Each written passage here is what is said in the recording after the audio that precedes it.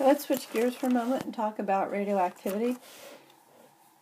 Radioactivity is defined as the spontaneous emission of radiation from an atom. It was first observed by Henri Becquerel. Excuse the pronunciation. Marie and Pierre Curie also studied it. And there were three types of radiation that were discovered by Ernest Rutherford. They were alpha particles, beta particles, and gamma rays.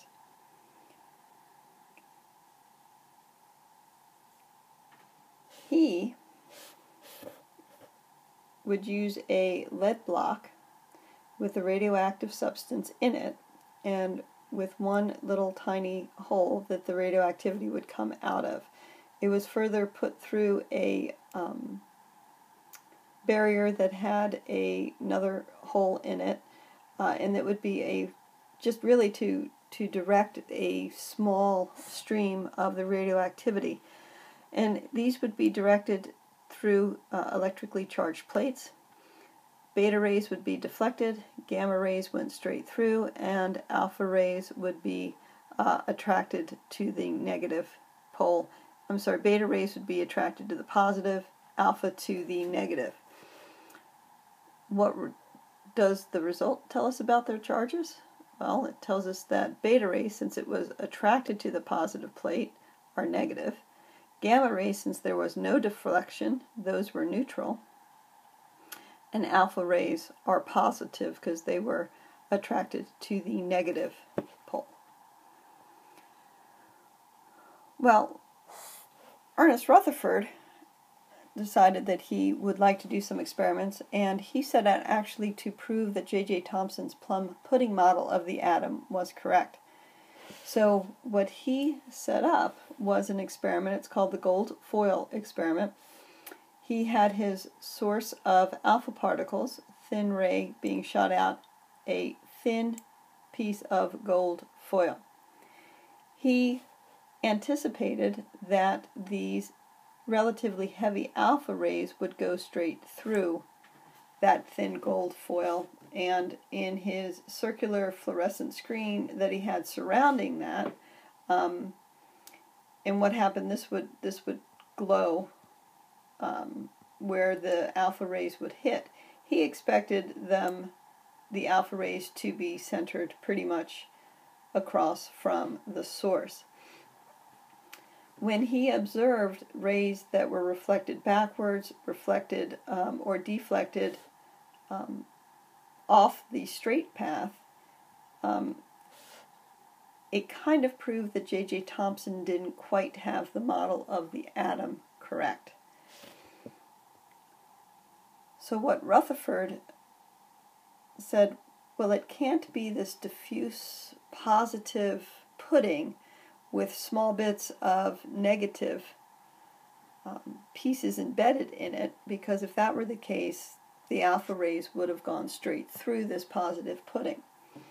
So what he said had to have happened is that the nucleus must, that the atom must contain some kind of dense, positively charged center, where most of my alpha rays would go straight through. I didn't draw, it shouldn't hit the nucleus. Go straight through. But I will have some that, if they collide with that nucleus, are going to be deflected back, because remember, these alpha rays are positive, like charges repel. If this alpha ray was going too close to the nucleus, it would be deflected, okay, and if it kind of hit it straight on, it would be reflected back. So he improved upon Rutherford's model by saying it's not just this diffuse positive pudding with negative bits in it, it really is a dense, positively charged center with a lot of space, empty space, pretty much around that nucleus.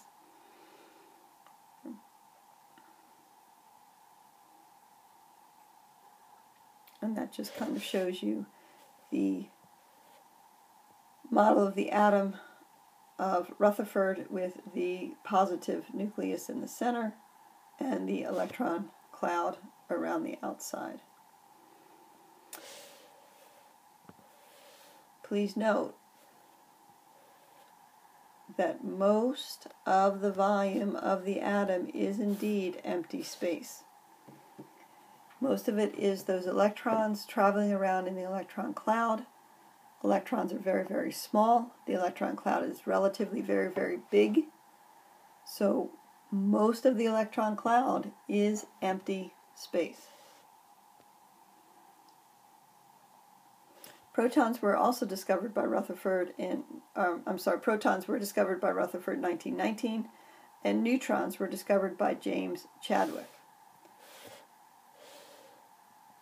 Does it make sense that neutrons were the last subatomic particle discovered?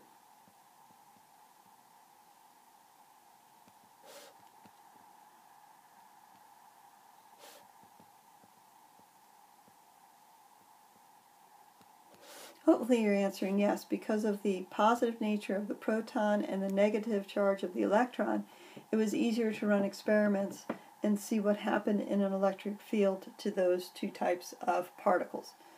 Okay.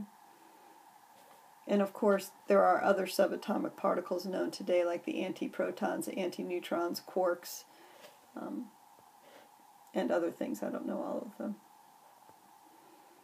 Right, that would end the screencast.